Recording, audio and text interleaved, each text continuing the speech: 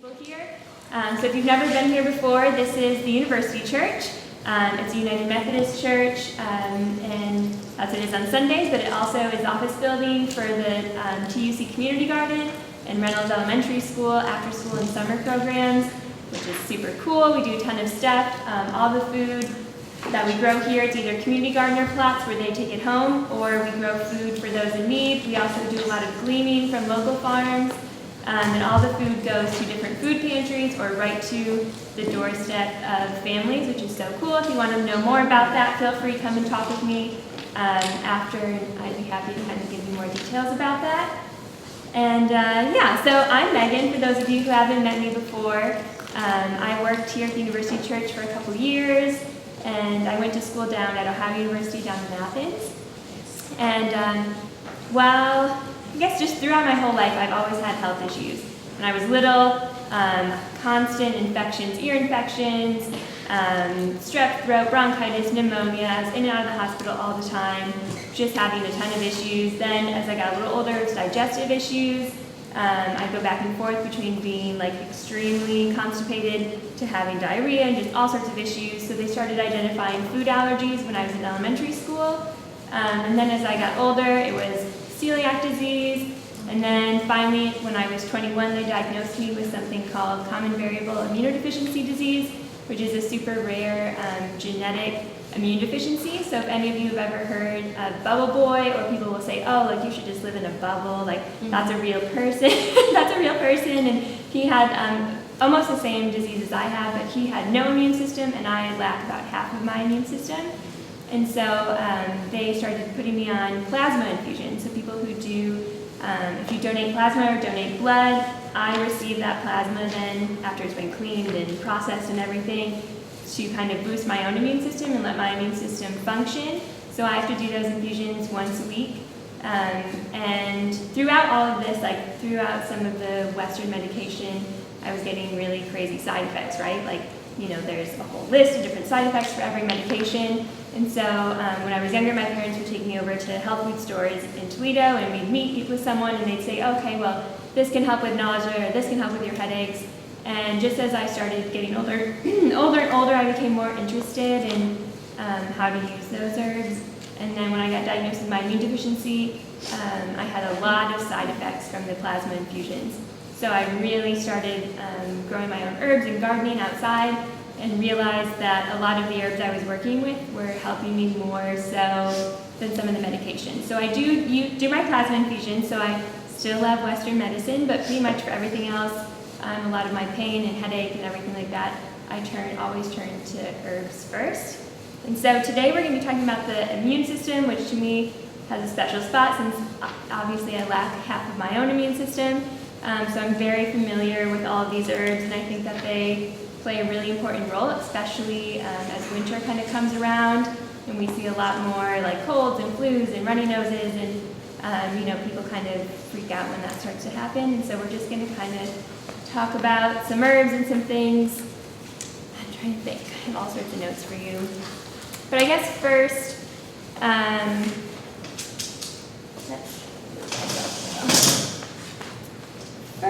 let's talk briefly about the immune system. Can anybody name parts of your body or organs that are part of your immune system? Spleen. What's that? Spleen. Spleen, all right. Anything else you guys know? Lymph nodes. Lymph nodes, skin, yep. Those are great. Spine, yep. So I think one thing people tend to do unless you're have experienced anatomy or biology in medical school or in college at a higher level, we tend to kind of forget our anatomy classes like from high school and everything, and people kind of imagine the immune system as like this separate thing, like the immune system, and then there's your cardiovascular system and this, and like they're all separate. But one thing that is really, really important when it comes to herbal medicine and holistic medicine is really remembering that everything is a whole. So even though these organs or these parts of your body are part of the immune system, they also function as many other things. So it's really, really important that if you're having some immune issues, and you take some, herbs to boost your immune system, that's great. But let's say if you're having other issues too, it might be hard. You have to have kind of a balance. So yeah, you have to kind of take everything with a grain of salt and personalize it for yourself. What works for you might not work for someone else. And I'm trying to think. Another thing too that we'll talk about with some of these herbs, herbs do have side effects or interactions. So if you're on medication, I try really hard if we talk about something to say, if you take this, do not take this herb at a medicinal level because there can be interactions. And so a lot of people won't tell their doctors that they're taking herbs because they think, oh, it doesn't matter, there's no side effects, it's just food, it's just whatever. But there are interactions, so we will talk about a couple of those things. Okay, so the immune system is the police force of the body, like you guys know. And there's usually, it responds in one of two ways when you have like virus or bacteria or something kind of show up. And there's either like your first or your primary response, which means your body has never seen this particular germ before. It enters your body's kind of freaking out, hasn't seen it before, so it sends all these spider cells to go check it out, to figure out how to kill it, right? So that's your one option. The other option is if it recognizes the germ, then that's a secondary response, and it already knows how to kind of kill it, get rid of it, good to go. So one of those two things is always happening when you have bacteria or something enter your body. Usually if you have a first or primary response, it takes a little bit longer, right, to heal. That makes sense. Your body has to identify it, so it takes a little bit more time. So we'll kind of talk about that in relation to herbs. Let's see. All right, so another thing just to say about the immune system is, you guys, I'm sure you have, ever heard of germ theory? Do you know what germ theory is? So germ theory is basically over the past 100 years, the whole concept of germs are bad. Germs cause disease, bacteria causes disease, that's the whole story. So, right, so we use antibiotics for everything, we have antibiotics in our soaps and this and that, we're killing all the germs, and we've always thought that's a really great thing. And now things are starting to change, and we're actually switching from like a germ theory mode of thinking to something called terrain theory. So terrain theory has more to do with your body. So yes, the germ is an important part of it, but it also matters if your body is functioning, how healthy your body is your body balanced, is your immune system strong? Because with germ theory, it just looks at the germs and it doesn't look at the body at all. So we're kind of merging those, and we're kind of, our culture is finally shifting to kind of recognize that a little bit, and that's pretty important when it comes to herb because we want to boost the immune system instead of just focusing on killing the germs, right? Does that make sense? Mm-hmm. All right.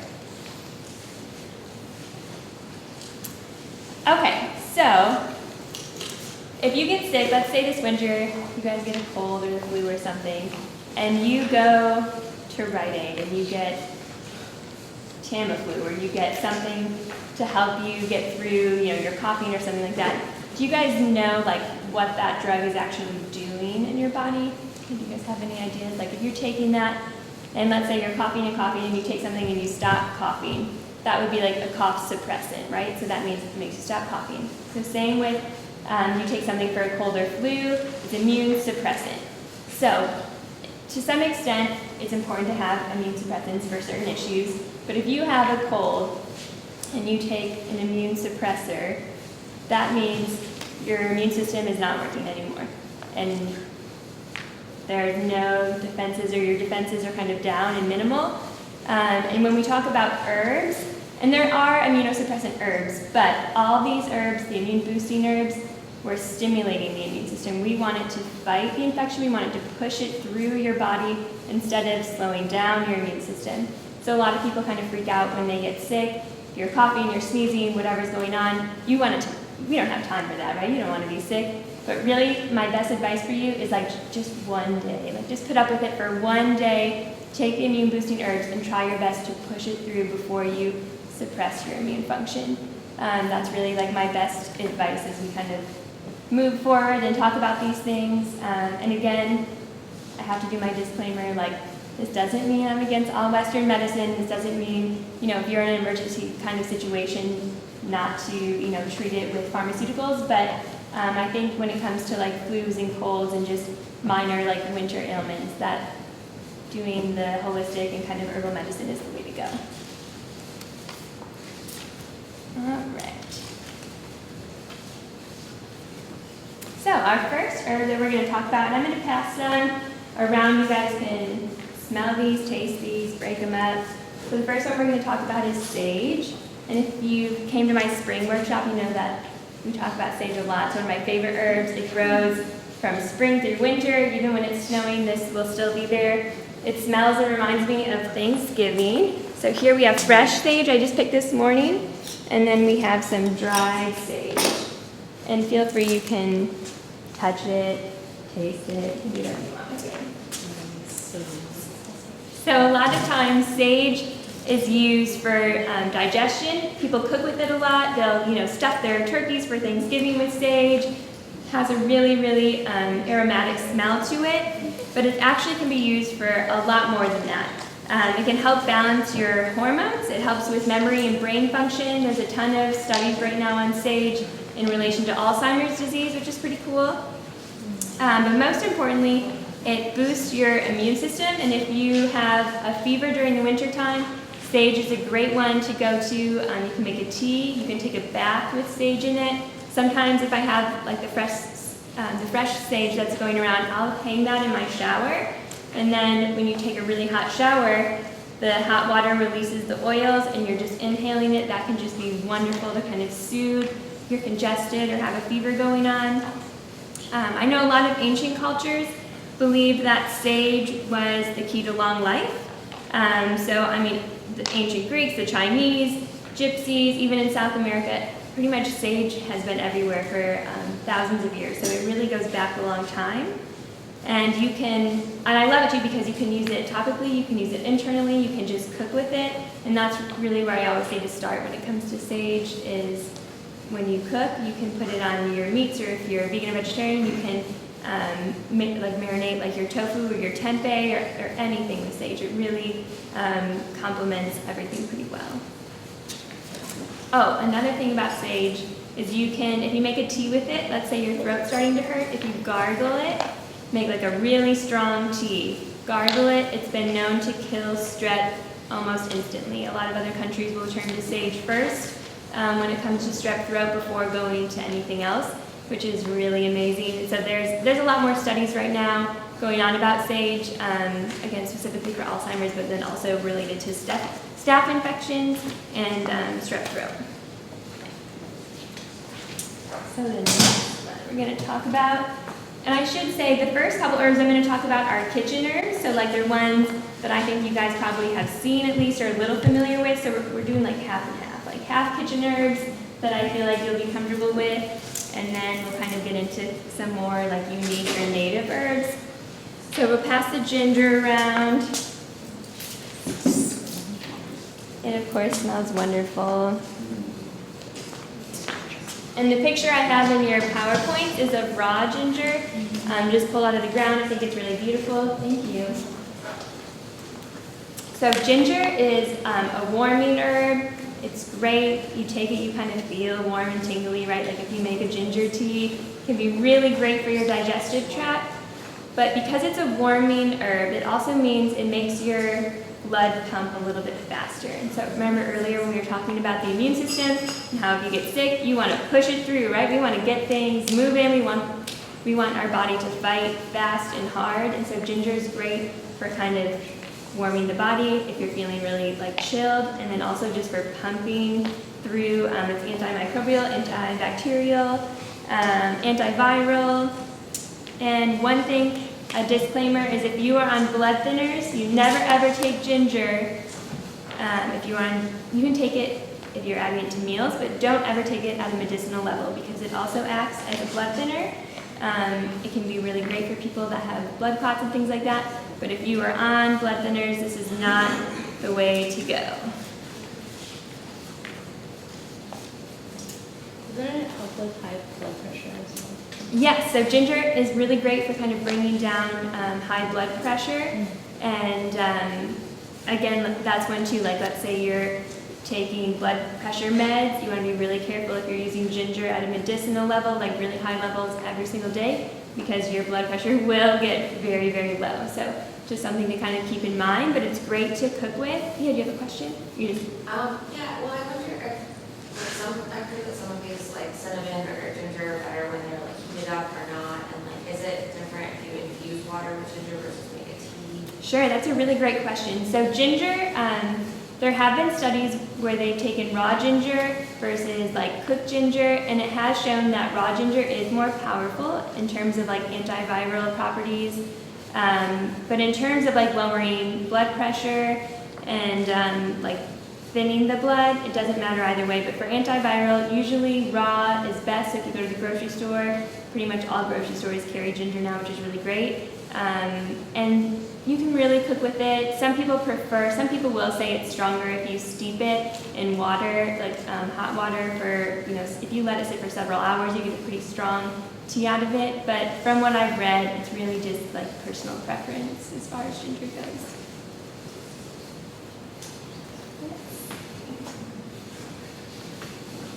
I think I forgot to bring cinnamon sticks, but we're just going to talk about cinnamon for a second. Megan? Yeah.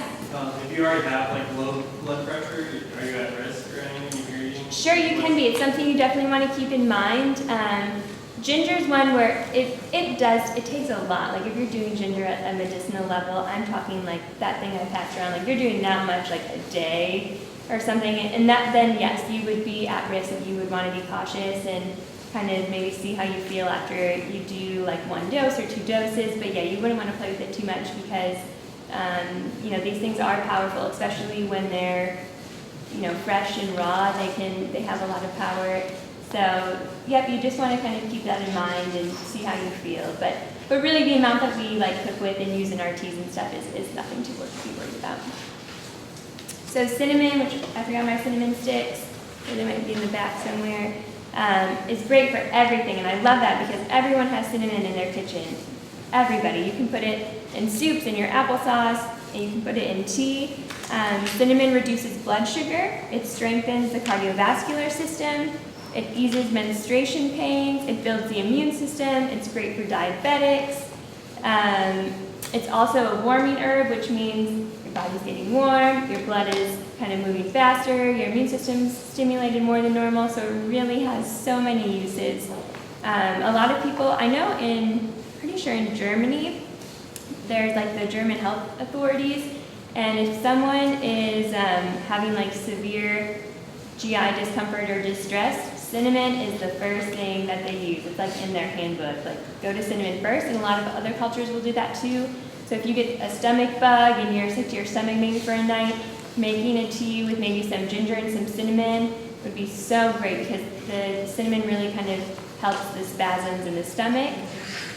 Let me think. One thing about cinnamon is, like the ginger, to lower your blood pressure.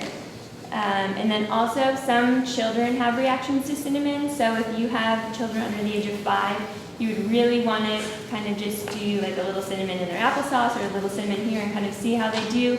You would never do like a medicinal amount of cinnamon for kids until you know for sure that they aren't allergic, because cinnamon does have reactions. You're saying medicinal amount. How much? Yes. What does that mean? So when I say medicinal amount, I mean it's much more than you would use to make just like, if you're just making like a tea to drink for pleasure, or if you're just cooking like, like the amount that's in a recipe. So when I say medicinal amount, I mean like you have decided like, okay, I have this problem and I need to fix this problem, so I'm going to take this herb every day, and you're going to take pretty high quantities of it. So really I just mean like more than what's average in terms of cooking. So each herb is different, and like if you have any questions about one in particular, you want to know like, okay, like this is how much should I take if I wanted to do this one medicinally. It really depends on your issue, but I'd be happy to kind of talk with you if you have any questions about that. So this next one I really debated, and I could have done both, but I debated about talking about oregano or talking about thyme. So there is a handout about oregano, you guys can read yourself, but today we're going to talk about thyme, and it's great. It's another one that I think really smells like fall. It's actually related to the mint family, so it grows very well. If you guys walk out when you're done, you'll see a huge patch of thyme to your right, and there's a ton of it out in the garden. It just smells beautiful. In the spring, it blooms. It has really pretty flowers. And it's a great one to have in your cupboard, not just because it makes soups and turkeys and everything taste great throughout the winter, but also because it's great for coughs, it's great for congestion, sore throat, bronchitis, and it actually has a chemical in it that loosens phlegm. So like let's say you're really congested or you're coughing and it's like a mucus or like what we call like a wet cough, thyme would absolutely be the thing to go to because it'll break that up in no time. And you can do that with the tea. You can do that. You can do like a steam where you fill like a pot of water, put thyme, boil it, and then what you do is very carefully take it off the stove, put it somewhere safe, put a towel over your head, and just inhale the steam for as long as you can. Obviously don't burn yourself, take some breaks, but keep kind of, breathing it in. It can be so great for that. Up until World War II, so all throughout like World War I, I know for sure, thyme was kept in like the medical kits. So like if they had to go out somewhere and someone was injured, thyme was always used as the antiseptic. And I know in some cultures, let's say your meat was starting to go bad, you would cover the meat in thyme and you would still eat it and you would never get sick. And so that was like the thing, like, oh man, like this is going bad. Well, I guess as long as we let it marinate in thyme for a couple hours or a couple days, it was still safe to eat. So they say that thyme really kills all bad bacteria. It is actually one herb that I carry around the essential oil for, especially if I'm traveling, and I'll dilute it in some oil or some water, and if, let's say I'm staying at a hotel or something, I will wipe down everything with a little bit of the thyme essential oil. It lasts forever, it kills all bad bacteria, it smells like Thanksgiving all the time, it's pretty great. Let's see, I know a lot of people recommend during the winter, once a week, if you just make like a thyme tea, so just steep it for like 10 minutes. They say that'll keep you healthy all winter. That's like an old wives' tale kind of a thing. And then, of course, I said that there's a handout about oregano. I didn't bring any to talk about today, but I feel like oregano and thyme really go hand in hand. Oregano is also very, very powerful. Oregano you have to be a little more cautious with. So if you go to the health food store, you see now a ton of oregano oils, oregano capsules. They are great. They're so potent. They will kill bacteria and viruses so fast. But if you ever get it on your skin at high amounts, it will burn so bad. And it'll stop burning. Like it won't injure you, but it is very, very potent. So thyme is a little bit more child safe or people who are very sensitive to kind of strong herbs. I always recommend starting with thyme and then moving to oregano. As far as medicinal uses, again, cooking with all these things, like making broth with some thyme and oregano or even sage in it, you can go right ahead. I know you put sage, and you can smudge the sage. And that, Yes. You talk about putting the sage in the shower. With the thyme and the layer, someone maybe a tea once a week, right? With the same essential, you have the dry thyme and Oh, absolutely. You could absolutely do, so when people talk about smudging, in case you don't know what that is, a lot of times sage gets kind of wrapped up with twine or hemp and they light it on fire and then they walk around right in the smoke, and it's really, really great when you inhale it. It has a lot of medicinal properties. Or even if you put it in the shower, it kind of releases those oils. The same goes for almost all the herbs I'm going to talk about. You can really do it with anything. So yeah, thyme would be another great one. I think sage smells better in the shower. To me, it feels less like I'm cooking, which I just, some people, for me, that kind of like weirds me out, right? I feel like I have the kitchen in my bathroom. So thyme, but yeah, you could definitely do it with thyme or with rosemary or even eucalyptus plants. That's my favorite is eucalyptus to put it in the shower in the winter time. It really just kind of opens up your airways. It'd be really great. So the next one we're going to talk about. I didn't bring any because I'm so afraid you guys are going to burn yourself, but you can pass the fire cider and smell it because there's a bunch of cayenne in here. So we're going to talk about cayenne peppers. You can smell, there's a lot of stuff going on in the fire cider, but you should be able to smell the cayenne. So cayenne peppers in a lot of culture are known as like the elixir of life. Like they just solve all your problems. Yeah, yeah, we really do it like you saw. It's really Can you intense. clarify what is in this jar Okay. besides cayenne? So this is fire cider. We're gonna pass around because you can smell the cayenne, but there is a lot of stuff in there. There is apple cider vinegar, lemon, oranges, jalapenos, ginseng, ginger, cayenne pepper, turmeric. Trying to think if there's anything else in there. There might be a couple rose hips and some lemon balm. And that is what we have. We have samples of fire cider, which we have more to when we're done if you guys want to try it. But a little bit goes a long way. And we'll talk a little bit more about fire cider in a minute. But cayenne pepper, which also typically you have in your kitchen cabinets, is great. It's great for everything. It lowers cholesterol. Let's see. It gets your lymph system moving. It helps with sore throats, with fevers, with any kind of viral infections. It's another, obviously cayenne is hot. So remember when I keep saying these hot herbs, they get your blood moving, they get everything pumping. Cayenne is like off the charts, right? It's like really gonna get you moving and sweating and doing all this stuff. And when it increases like perspiration, it also increases like all the mucus glands in your body, which I know probably sounds gross, but that can actually be really great. So if you have ingested poison or you have some kind of infection, taking cayenne makes all the mucus glands kind of work extra hard and kind of helps get the infection or the poison or something out. Trying to think. I know that there are some cultures in South America, this sounds so horrible to me, but there are different poisonous like frogs and trees and things, and if they get the poisonous sap or saliva from an animal on their skin or in their eyes or something, one of the first things they do is cayenne, and they will put it on whatever, and it will burn for sure, especially if you're putting it in your eye, but it will get it out of there, and it'll kill any poison. So most people in like South America will carry cayenne around, which I think is super cool. Let me think. I read a couple of months ago, I read a story about how up in Alaska there are different cultures that will put cayenne pepper in your boots, and that will keep your feet from getting frostbitten, but I think it would probably burn a lot, but I guess that makes sense, it'll That's what work. they use in icy hot. So if you Right, like, if you so put yeah, if you're topical using icy hot or anything they like that, put you can make a lot of like pain balms or gels or something kind of like icy hot or Bengay or whatever they use, you know, for sports injuries. So yeah, it gets things moving. Another thing that can be used for that I always like to keep a little bit in my car is it can be used to stop bleeding. It actually will clot the blood. I've heard stories. There was recently a story, I think a year or two ago, about a woman in Chicago. In her neighborhood, a young man was shot, and she went out and dumped cayenne pepper, which I'm sure burned a lot, but saved his life. They took him to the hospital, and they told her, like, we don't know how you did that, but like it stopped bleeding.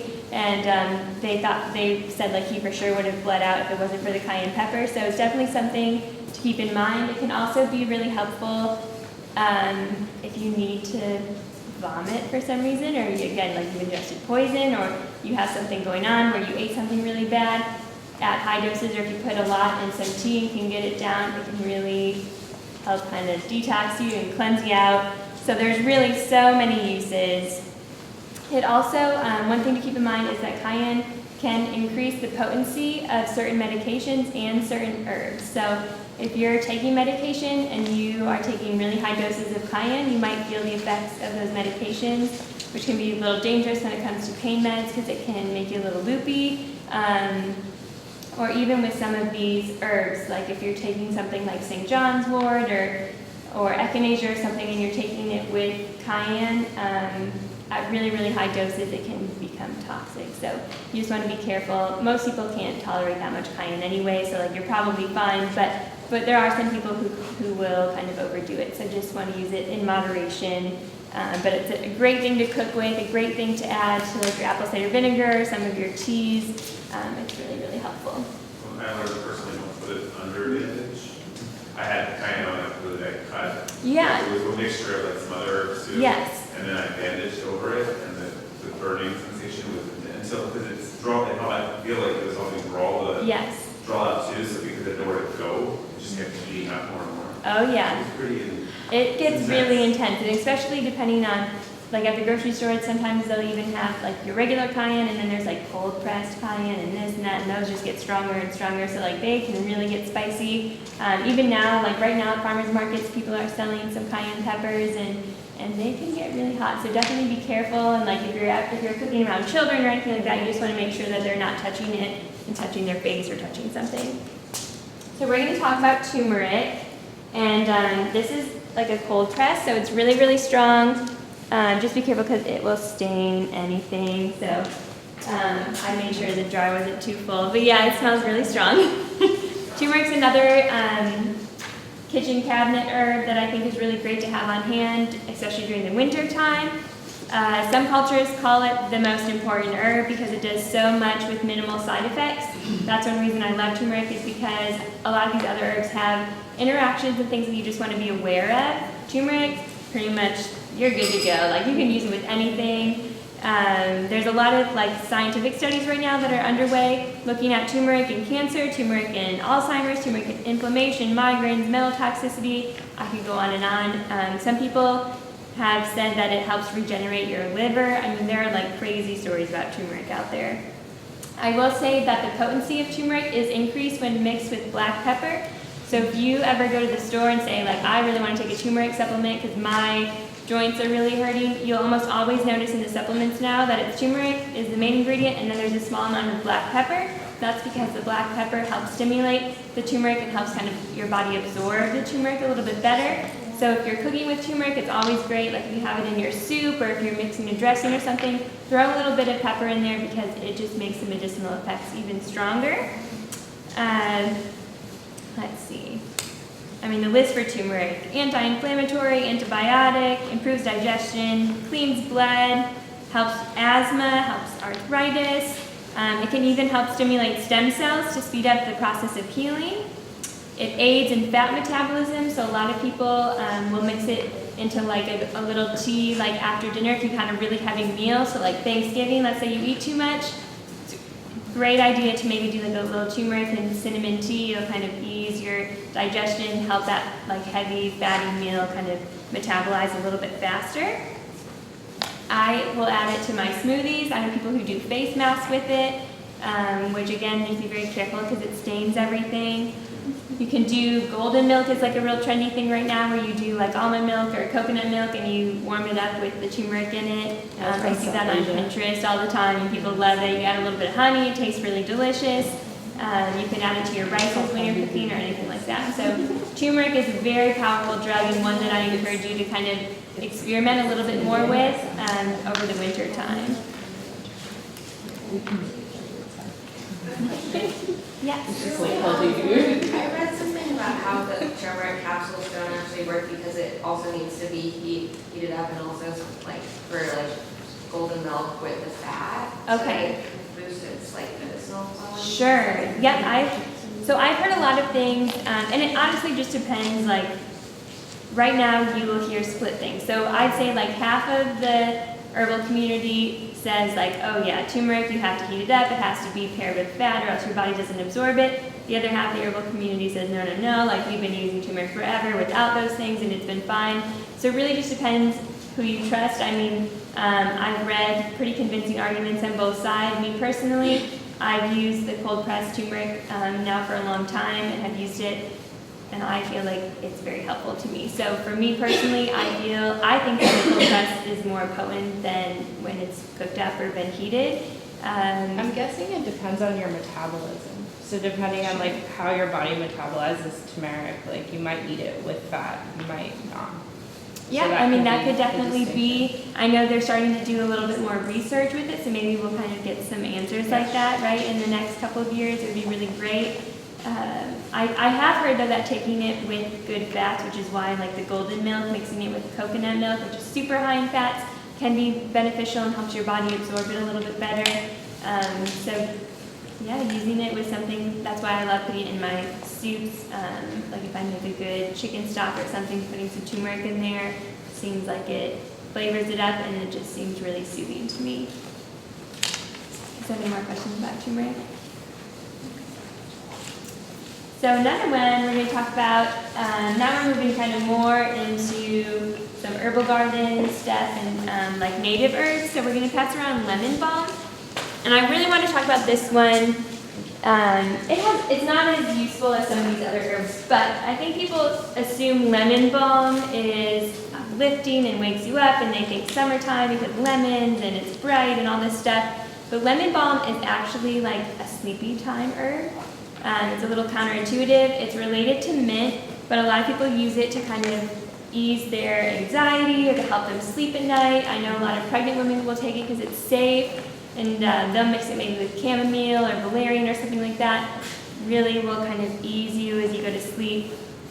It supports the liver and it helps protect cells, which is really great during the winter time. It actually like strengthens the cell wall, so it makes it a little harder for viruses to attach and to kind of replicate inside the body.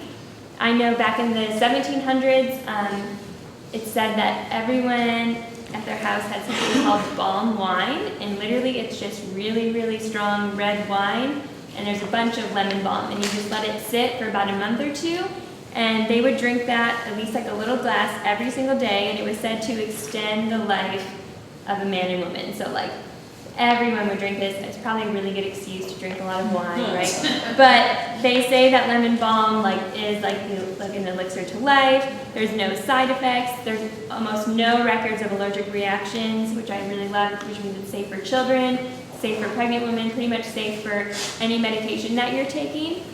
And it's kind of, the lemony scent and taste is pretty strong, but really it's mild. Compared to the turmeric and the cayenne, it's an easy one to kind of incorporate into your day.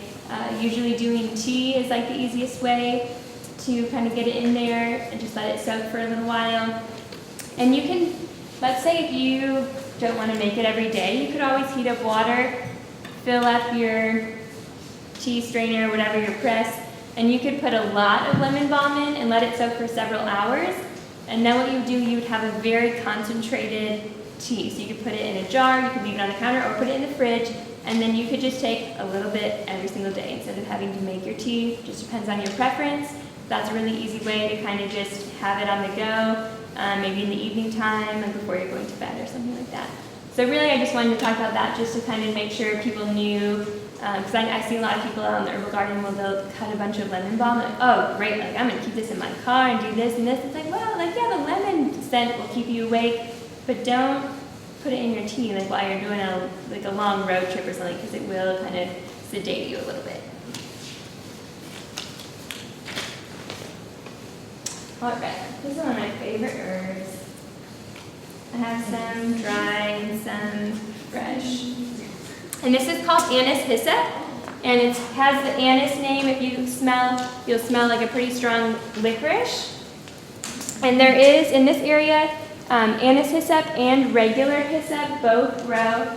Hyssop looks very similar. It's a little bit smaller purple flower, and it does not have the licorice smell. They're both medicinal. I just prefer the Anise Hyssop because I like that licorice smell, and it's said to be a little bit more potent than the regular hyssop.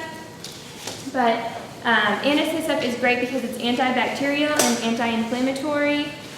It's really, really known to help with like congestion and the respiratory system.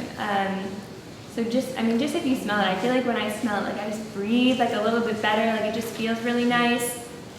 It can be a cough suppressant, which let's say you're really hacking away. You can make a tea with that. This is another one you could hang up in the shower, and just inhaling it or consuming it to some extent should kind of help ease that coughing, especially if you're trying to sleep or you haven't slept well in a couple of days because of that, then that could be really great. If you kind of take like a mental picture of that flower, I guarantee when you leave over the next couple of days, you will start seeing it. Oh, it's on the side of the road, it's in people's front yards, it's like on the side of business buildings. Like I couldn't believe once I learned about it how much people use it in their landscaping and just around and at parks and things like that it will grow, which I think is really great. And you can make a tincture with Anise Hyssop. You could soak it in alcohol like vodka or brandy for at least a month to 6 weeks, and then what you do is you would just pour it into like maybe a little mason jar, a little dropper jar, and you would just take a little spoonful or a couple drops every day, and you would still be getting those medicinal properties. So that one's just really fun because I love how it smells, plus I think it's beautiful. At the market, I know I was there last week, and they add a ton of the hyssop and Anise Hyssop bouquets, so people will take them home and they think, oh, it's beautiful, and I think they don't even know like how powerful it is, or that they could just, when it's done, you could just hang it upside down in a closet and it'll dry out and you can use those herbs then. Did you put that in the kombucha? Or it smells kind of like what the kombucha tasted like. Oh, Possibly, we might have. Okay. yeah, I don't know, we put so many things. That was a couple months ago, so. Yeah, we put so many I mean, things. do you know, like? Yeah, you absolutely can. You can use it in your kombucha and anything like that. Sometimes I'll even throw it in my soups to give it that kind of licorice taste. You just use the leaves of it? You can use, that's a nice thing too about Anise Hyssop, you can use all of it. You can use the stem, the leaves, the flower, even the roots are edible, although they don't have that nice licorice kind of taste and smell to them. But it's a really, really safe herb to kind of start with. It's one that, you know, a lot of times, like if you're doing a sensory garden for kids or you just want like an herbal garden at your house that's pretty safe, I love that one because there's really no rules to it. Like you can just use it and play with it and kind of learn with it, if that makes sense.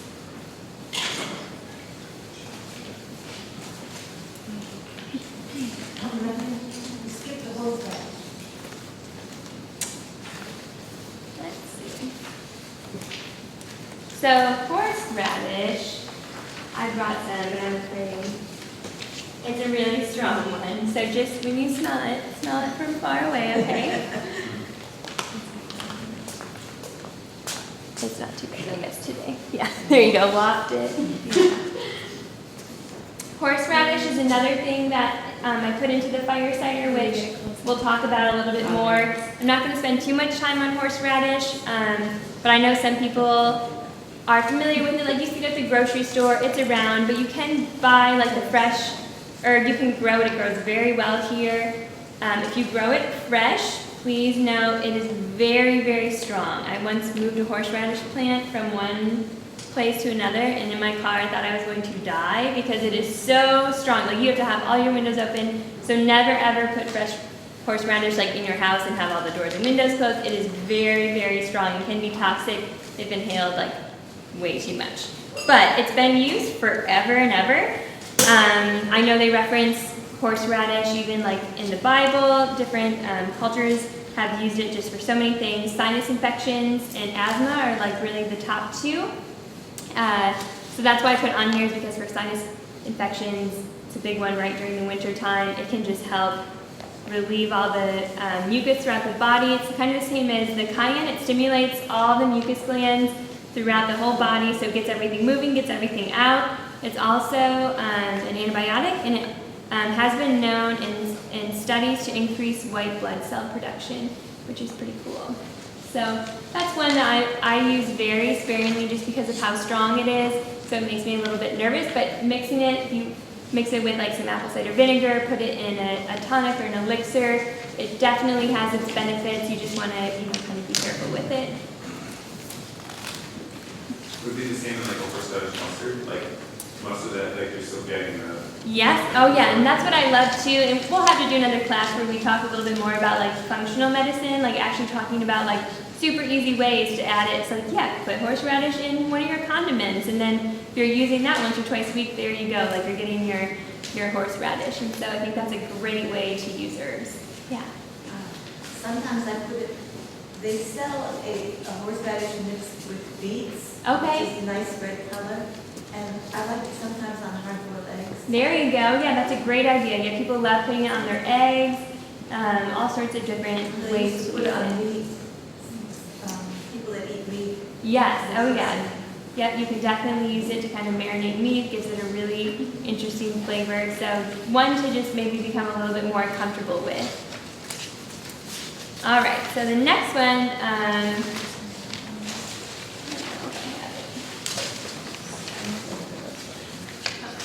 okay. So I'm going to pass on, this is a dried tea, but, well, maybe I'll just.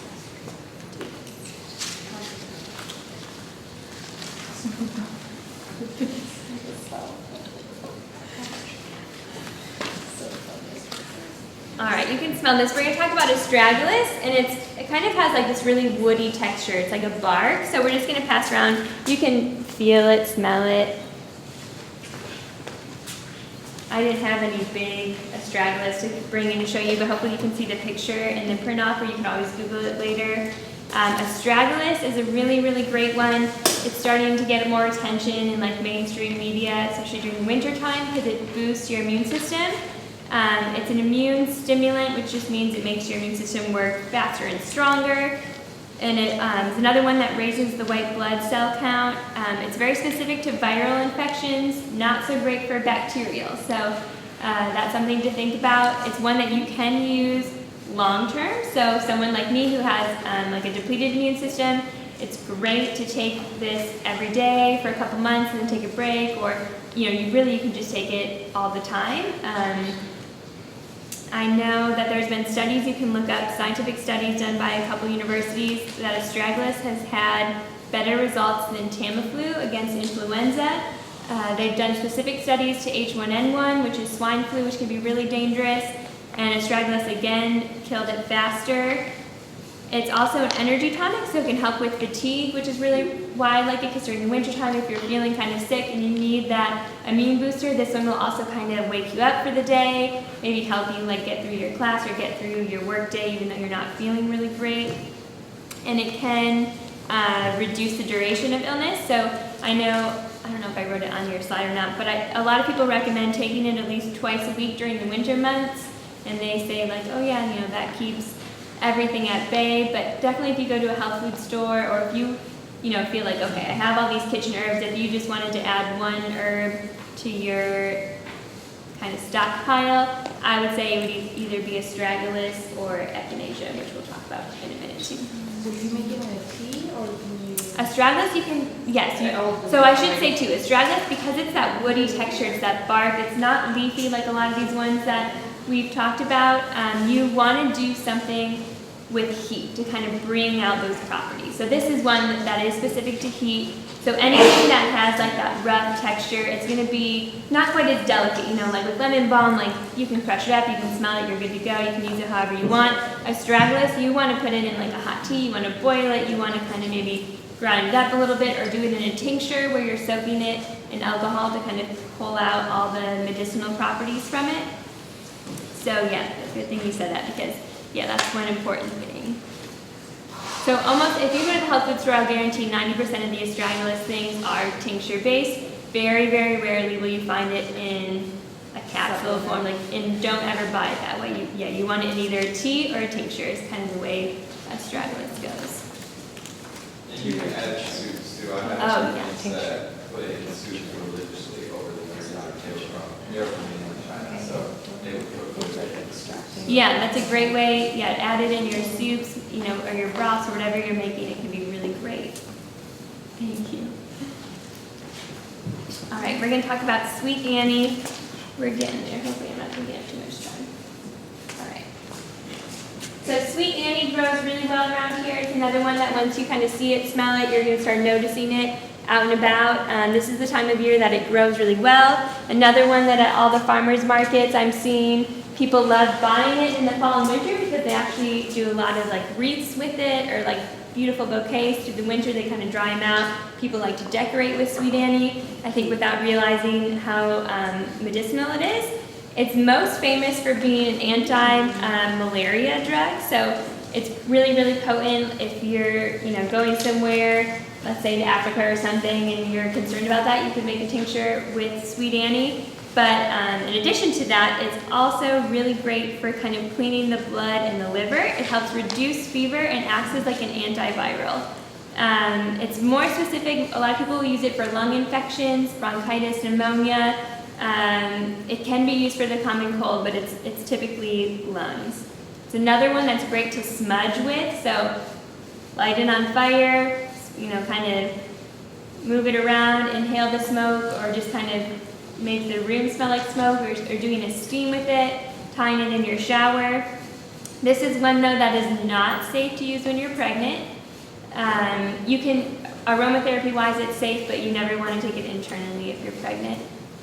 But I just think it has a really beautiful kind of smell, and it has like these really delicate little kind of flower, berry things on it. It's just really fun. I mean, feel free to, taste it, smell it, mush it up or whatever. We have a lot of it growing in the herbal garden, which you guys can go look at later if you want. But I just think it's one that doesn't get a lot of attention for how well it grows in this area. I think it's just a really easy one to plant outside in the yard and to have it, and just kind of to have on hand. All right, we're gonna talk about one of my favorite ones, which is super popular, Echinacea, which, if you guys don't know, is like in the picture, it's a really beautiful purple cone flower.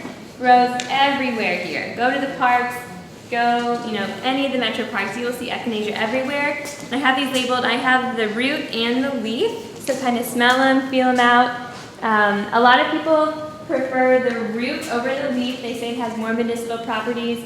I like them both. One thing, if you ever harvest Echinacea, is if you're harvesting the root, you always want to leave at least a couple flowers, right, so it can reproduce. And don't take the whole root, leave a little bit of it. It has like these little tap roots. It's real stringy, so it's easy to leave some so that they can continue to grow. It's an immunostimulant, antiviral. It decreases inflammation. And this is one that it's like as soon as you start feeling sick, this is one that I would turn to. We, in a little bit, are going to be making elderberry echinacea syrup, and it tastes great. Echinacea is a little bit bitter, but it just will help you defeat infections so fast. It's probably one of the most widely used amongst Native Americans, and definitely right now the biggest one that you hear about during the winter time. All the grocery stores now carry different echinacea products, tea and tinctures and syrup, all sorts of stuff. So it's one that I would really recommend keeping on hand. Another thing about it is it's another one that can actually help get poisons out. So if you are ever poisoned by a plant or an animal or something happens, I know people in South America, like if they get bit by a poisonous snake, one of the first things that they'll do is echinacea, because it just helps get rid of the poison, which I think is really interesting. And this is one that you want to use acutely though. So what I mean by that is this is not one you're going to want to take every single day, because it can be toxic to your system. So let's say you feel sick, that's fine. Use it as much as you want for a 7 to 10 day period, even 2 weeks, but then you're going to want to take a break, because it can be a little hard on your system if you're using it long term. When you collect these, do you generally take them in, dry them, and then put them in like a food processor to make them like that? So really, the best way to do that, is to kind of take them in. You want to dry them in a dark place. Typically, if it's dry, it doesn't have to be cool, but really just dark and dry. Let them dry out, and then you can put them in a food processor. You can just mush them up by hand, break them up by hand. It really just depends on where you want to store it. Some people will just store it, just like the roots tied up, on their ceiling in a shed or the basement or something. So it's really just your preference, but that way is just in a grinder kind of a thing. So. Oh, and echinacea too, if you have autoimmune diseases, is one you don't want to take, especially if you're on immune suppressant medication. So let's say you have MS or lupus or something and you're taking drugs to suppress your immune system. Echinacea is not one, because it really boosts your immune system and it can actually interfere with the medication and cause problems. So this is a big no-no for MS patients. And you will see that now, I think on most echinacea bottles at the store, they really emphasize that, because there have been problems with people taking it thinking like, oh yeah, we're going to get over this cold, when really they should not be taking it because of the medications that they're on. So just use your common sense with that stuff. All right, so this is one which I didn't bring. Okay, so ginseng's on our list, and I didn't bring it because if you know anything about ginseng, you know it is super, super expensive. But I want to talk about it because it does grow in Ohio, mostly in southern Ohio. It has been known to grow up here. There are people farming it up here. The best way to get it is wildcrafted, which means out in nature, and it's growing and you harvest it that way. It's much more potent. But a lot of people now are suggesting that you don't buy it wildcrafted, just because it's becoming so rare. We're really losing a lot of the American ginseng, and it's so expensive. We have people poaching it, so people going out into people's land, stealing it. It's it's crazy. It's more expensive per ounce than gold. It is very, very expensive. It is known in traditional Chinese medicine as the life force herb. It's another, this one's not an immune stimulant. This one is something called an immune modulator, which means it's great for long term. It kind of helps boost the immune system slowly. So as opposed to Echinacea, that's like, bam, let's do this, pump up the immune system. This is one that kind of you would want to be taking maybe a couple times a week or every day. I think the best way to get ginseng for a reasonable price is you can find teas that have small amounts of ginseng in it. That I think is your best bet because you're still getting it, at least, low doses. It's not crazy expensive. You won't spend a fortune on it, but then you can use it at least throughout the winter. It's an adaptogenic herb, which means that it helps the body adapt to stress, which is super cool. I have a book over there about adaptogens if you want to look at it. But adaptogenic herbs really kind of see like, okay, what is the body under stress? What is the stress? And then they help in whatever way they can. So it doesn't just do one thing. It can do multiple things, which I think is really awesome. And then there have been scientific studies that have shown that ginseng can help prevent respiratory infections and can cut the time in half when you're recovering from a cold or influenza. So we won't talk too much about that because that one realistically is just so expensive. But if you ever get a chance to do ginseng in a tea or something, I do. So if something says it has ginseng in it, it probably doesn't. It's probably like mismarketed then? No, if it says ginseng, it probably does. It's probably just a very Probably small maybe amount. Chinese ginseng. Or, yes, there's Chinese ginseng and American ginseng. Yeah. So, Chinese ginseng right now is a little bit cheaper, so you can get access to it. So it's reasonable. Like, obviously, I have this ginseng powder. So, like, you can use it, but a little bit goes along. You just don't want to use very much of it just because it's a pretty valuable resource, if that makes sense. I actually also learned that ginseng gives a nice energy boost without like the coffee crash. Right. So if you wanted to have something instead of coffee that will like last longer term. Absolutely, yeah. If I'm working on like a presentation or doing something, I'll make a little bit of ginseng tea, and I just feel like, you just get that mental clarity a little bit from it. Yeah. So it has a ton of uses. I mean, there have been like books and books, and there are websites just dedicated to ginseng. So it's another one to just kind of become familiar with, or keep an eye out, like, if you see a tea that maybe has like this and, a little bit of ginseng in it, like, oh yeah, like that might be worth trying if it's reasonably priced. All right, we're getting towards the end of my herbs, and we're going to talk about calendula, which if you've been to any of my workshops, I talk about this every time because it grows so well here. These are all my flowers. They're so, feel free to taste them and touch them and whatever you need to do.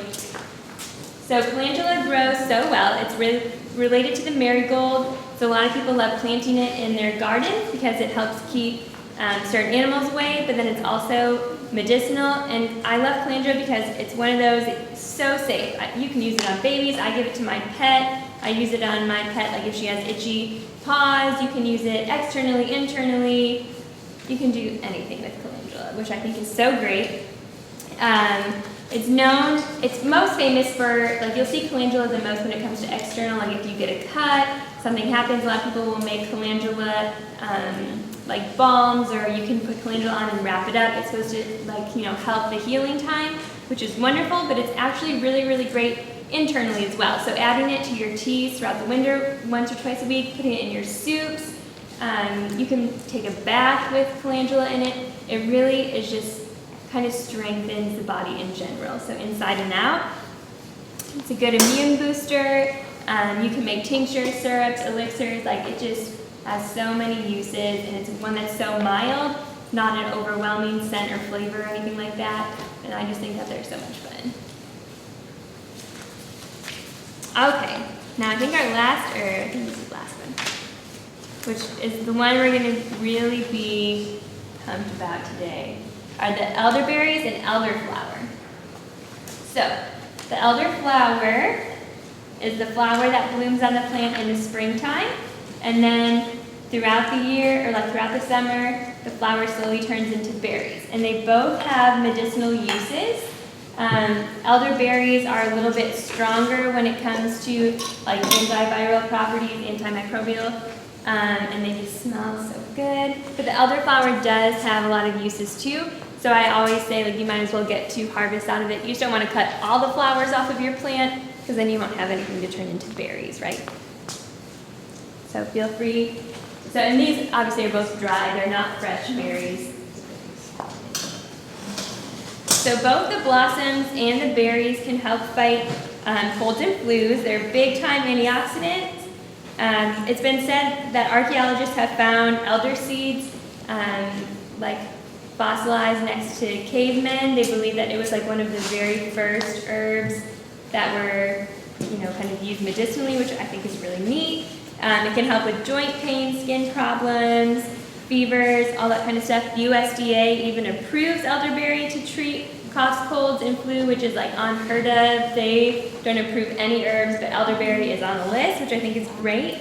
And the reason it's on the list is because it interferes with virus replication. So in the body, once it's in there, it kind of will identify the virus, and it just like almost puts up this wall. Like, okay, you're there, but like you can't replicate, so eventually it dies out. It's pretty amazing. During the winter, they recommend taking it 2 or 3 times a week, which is what we're going to be making today. It's like an elderberry syrup, where you kind of basically brew like a tea, and then you kind of turn it into like this elixir, which is so much fun. Trying to think. They say it performs better than Tamiflu, especially in terms of H1N1. And I just think it tastes great. It's safe for kids. Kids usually like taking it during the winter. Adults like taking it too because it tastes nice. It's just like a really good thing to have on deck.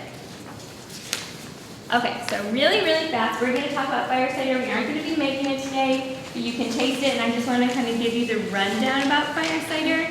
It's getting more attention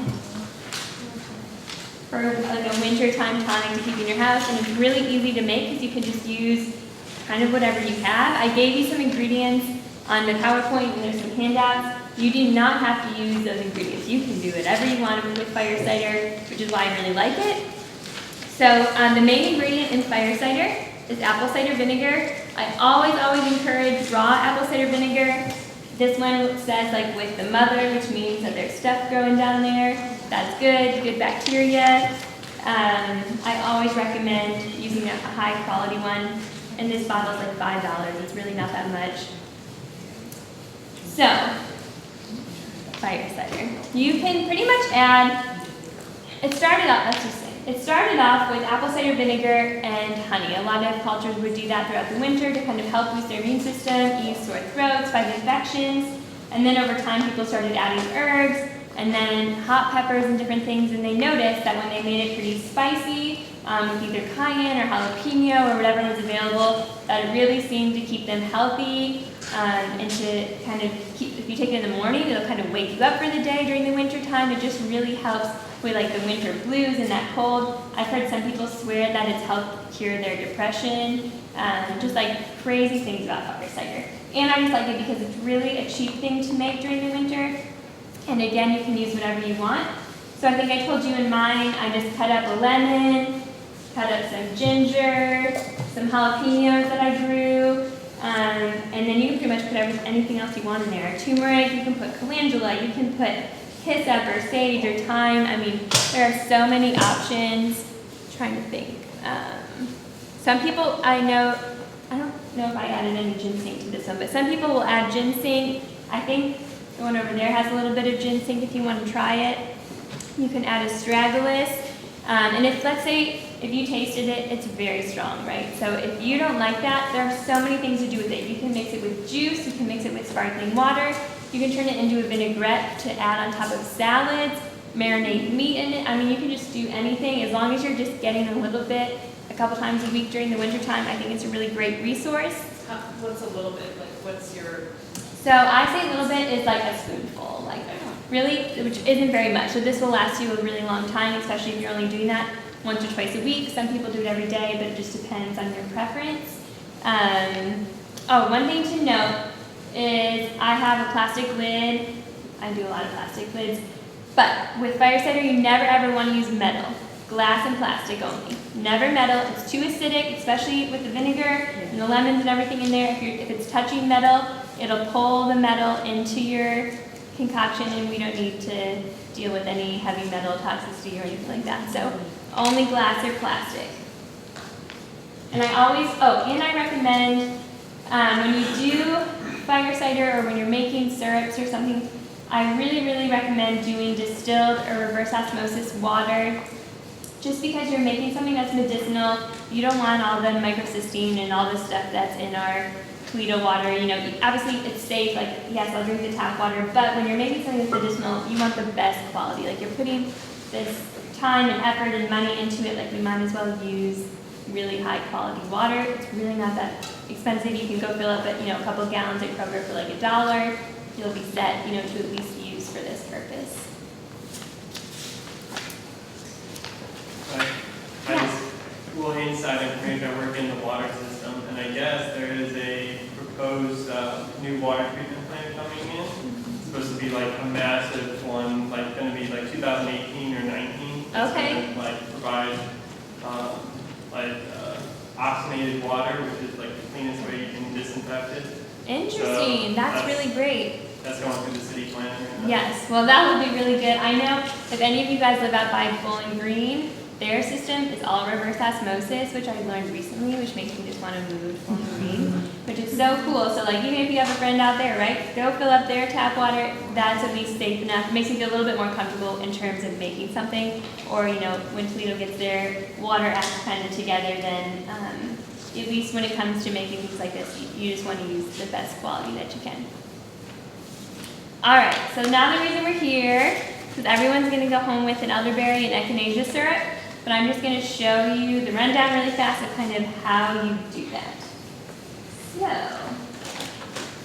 So my elderberry bush died last year, and I didn't plan to do one this year. So I had to order these online. It's super easy to do. They're a little bit expensive, but a little bit goes a long ways. So really, it's so easy the way that you start. I don't have a measuring cup. Where did you order them from online? You can order, I put a couple of resources. You can do mountain rose herbs is one I like.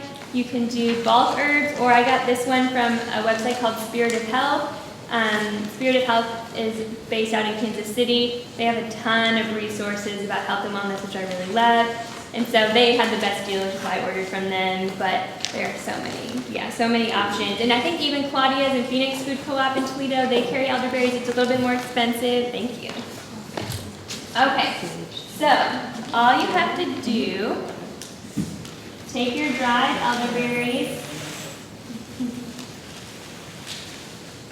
do about a half a cup or 2/3 cup, just depending on kind of what potency you want. You literally just have your empty pan, you put them in there, and then you decide, like, okay, if you have any other herbs, you want to do something else. So the ones that you guys are taking home, I did an elderberry echinacea because it's just really great, the combination. So we'll pretend like I'm measuring, but you don't have to measure. You can put the echinacea root or the leaf in there. Well, you'll put a little bit of elderflower. And then for flavor, I know some people love doing ginger. You can do cloves, you can do cinnamon in there. Just kind of give it like that warm boost, like when you're taking it, because again, echinacea is really bitter. It's kind of like a cooling herb. So adding something that's warmy, especially for the winter time, can be great. So you just kind of throw whatever herbs you want in there. Let me think what else. Put some calendula. I mean, really, there's no way to go wrong. You can. So you got your pot filled with all your herbs, and then all you do is fill it up with water. I think it's 3 cups. Yeah, about 3 cups. You can make a double batch or however much you want. So you just do 3 cups of water, put it on the stove, and you heat it up. And you wait till it starts to simmer, and then you just put it on low. And I know the directions say about 45 minutes. I usually let it go for about an hour, hour 15, and just kind of like this low simmer. And what happens is some of the water kind of starts to evaporate. It becomes like a little bit more condensed. Just stir it up. I like using wood or something kind of sturdy because the elderberries are kind of tough, and so while they get warmer, they get softer. So you kind of mush, right? You mush as they get soft. Towards the end, kind of break it up, and we want all the juices and all the good stuff to kind of come into the water. So it's been on, it's been cooking. Now it's been about an hour. You can just turn it off, and we're just gonna let it cool. And we aren't gonna put any honey in to sweeten until it's cooled down a little bit, because if you're using a raw or local honey and you put it in when it's still very hot, it'll kill a lot of the good bacteria in the honey. We want all the good stuff for, it's part of the medicinal of the syrup. It's having the honey, having a little bit of the pollen. It can soothe your throat when you're sick. So we kind of wait till it's like warm, and then you add in your 3/4 cup honey or half honey or a cup, depending on your preference, if you like it really sweet or not too sweet, and you just stir it in there. And then, I kept this, it's a little messy. All you have to do is take a strainer or take cheesecloth. I like doing both because I don't like little bits in my syrup. And you cut your cheesecloth, put it on the strainer, and then you have your bowl, and you just dump it out. And you can see like it's all mushed up. I got cinnamon sticks and echinacea and all sorts of stuff in there.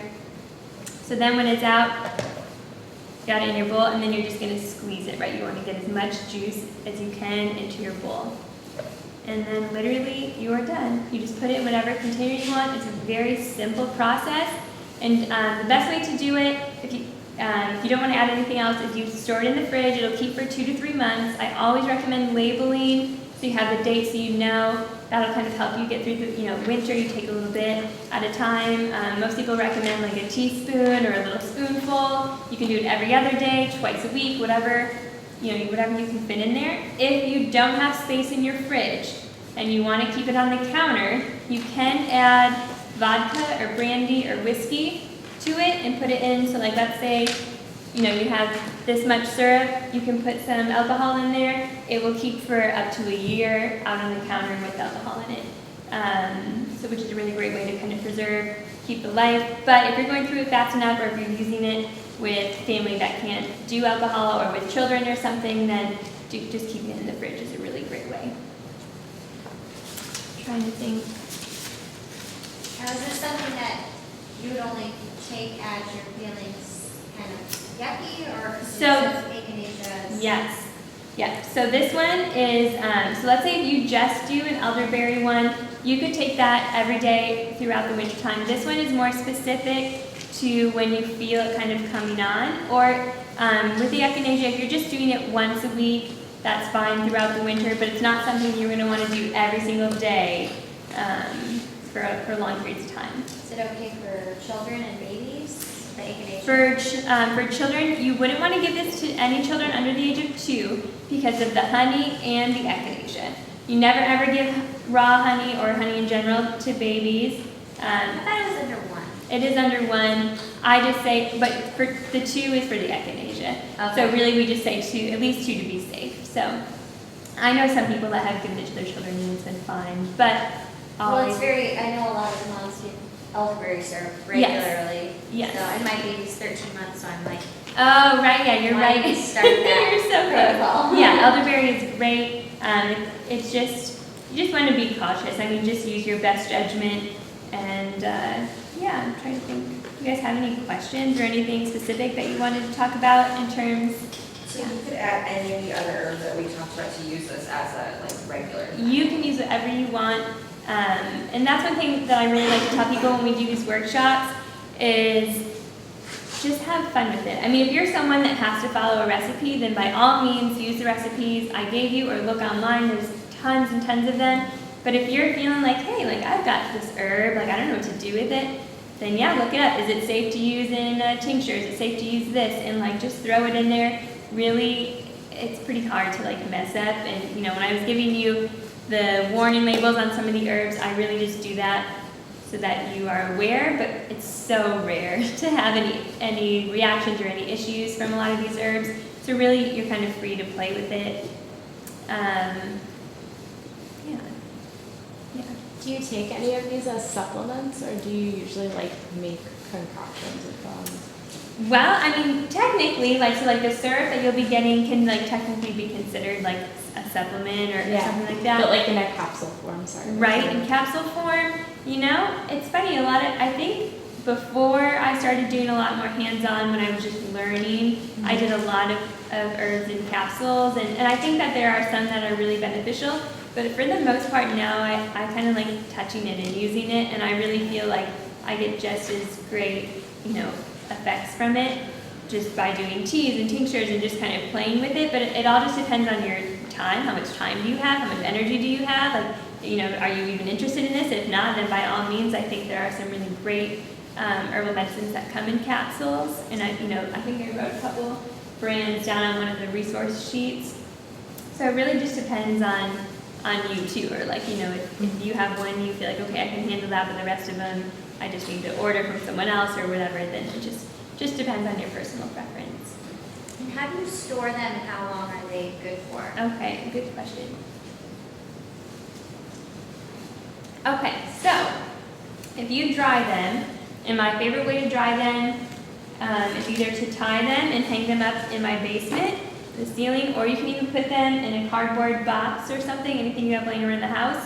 Just don't close it up all the way, stick it in your basement, stick it in your garage, stick it somewhere. The most important thing is just not being in sunlight. So it's okay if it's really hot or if it's really cold, as long as it's not in sunlight and it's not like 100% humidity, they will dry out. So I don't know if you noticed like this is the fresh Anise Hyssop and this is the dried. And you want it to look pretty good. Like you want it to be purple and green. You want it to keep its color. So that's the best way to really dry it. Is as long as you're not doing it in sunlight, they should dry beautifully. And then the best way to store it, just again depends on your preference. I have some, like some of my hyssop I just keep tied up and I keep it on I have like a whole area, right? So I have like shelves where I can keep it on and you can keep it tied up in your shed or basement. Or if you have mason jars or just old jars, like you can see I just use this old pickle jar. My favorite way to do it is just to pick a day, sit at the table, put some newspaper out, and then what you would do is like you would take your herb, the stem, and you would just kind of make a pile, like okay, there's our Anise Hyssop, and you just go through all your Anise Hyssop and you would make a pile, and then you put it into your mason jar and you'll be amazed. Like sometimes I think, wow, I have so much hyssop, and then it's like this much in the mason jar, and you're like, what? I worked so hard for that. So you will see, a difference. Like you can fit a lot more in mason jars than you think. So I just store these wherever you can fit them, in a cabinet, in the basement on a shelf, under your bed. That's what I did in college. It was all under my bed. So it just kind of depends on you. But again, labeling super important. Dried herbs should be able, if stored properly, will keep up to 5 years. So they'll last a pretty long time. I noticed so we had roots that, you're using the roots for some, bark for others. Yes. Leaf or flower for others. Mm-hmm. Is there kind of a general rule that roots tend to be more antiseptic and leaves, or leaves tend to be more like where if you have an idea, like when in doubt, go for a root or go for... Sure. That's a good question. I would say, honestly, there's really no trick like that because it just kind of depends on the plant. Really, like, the only trick there is like we talked about before, like with the roots and the barks, like you always want to do like a hot something. And so really, unfortunately, there's no good trick. I'm trying to think if there's even, typically, the safest thing they say is like if you're new to it, you always want to use the leaves of something first, like become familiar with the leaves first and then the flowers and then the roots last, because the roots have a ton of lookalikes and a ton of, obviously some of them, like if you dig up a horseradish root and you smell it, you're going to know it's horseradish, but there are some roots that kind of look like other things, and they can be a little bit more difficult, time-consuming as far as digging goes, time-consuming as far as drying it out and stuff. So really, I think the easiest way to start is with leaves and flowers and then work your way to some of the roots, but it really just depends. Yeah. I've taken raw garlic and the little buds of it to knock out first out of the cold and that sort of thing. Yeah. You have a picture of the garlic here, but you didn't talk about it. Yes, so garlic was one I really debate. I know there were some things I wanted so bad to talk to you about, but there's just so much to say. So garlic was one I debated about putting in the PowerPoint. There's a ton of information out there about garlic and taking it to kind of help kill infection. A lot of people will put it in the fire cider. So the fire cider over there that you tried does have garlic in it. This one does not at the moment. I go back and forth. I went through phases of my life where I was taking garlic clove every day. I'd swallow it, and I thought, like, this is the greatest thing ever. I love garlic. You really smell like garlic, so strong. But I've also read, there's been recent research too that kind of suggests that overdoing the garlic can be bad, so maybe just do it in moderation. Obviously, if you're cooking with it and things like that, you're going to be fine, but if you're taking a clove a day for a couple of years, you might want to turn it down a little bit. So it's really just, your preference, but yeah, garlic can be very powerful in killing different infections. I know garlic is a great one too, and remember this for ear infection. You can heat up some oil and some garlic, let the garlic really kind of infuse into the oil, let it get to like a warm, and you can actually put a couple drops of that in your ear, and it will kill an ear infection so fast. So that was one I debated, and that's one that my mom used to do for me when I was little with ear infections, that it's very soothing. It's not like too strange of a feeling. So yeah, that's one you can definitely look at as far as boosting your immune system and killing things. So, how many people are there? All right, we're going to be just perfect. I made up, everyone's going to go home with an elderberry echinacea syrup, and this one is just a syrup, so if you want it to last longer, you can go home and mix it with alcohol. This one has no alcohol in it. They aren't labeled. You can either take it home and label it, or I brought some labels if you want to label your own. But yeah, you guys come on up here and pick one to take home and try it. What should we write on the label? So if I were you, I would write elderberry echinacea syrup, and then I would put today's date. So I would put October 1st, 2016, just so you know. That way if it gets pushed into the back of your fridge or something, you'll know in a couple months, like, oh yeah, I probably shouldn't taste that. And this does have raw local honey in it, so it should taste pretty good. So yeah, if you guys come on up, feel free. If you have any questions, or if you want to touch anything, or want to take anything, or you want to go out to the herbal garden, help yourself. Yeah, I think we're good.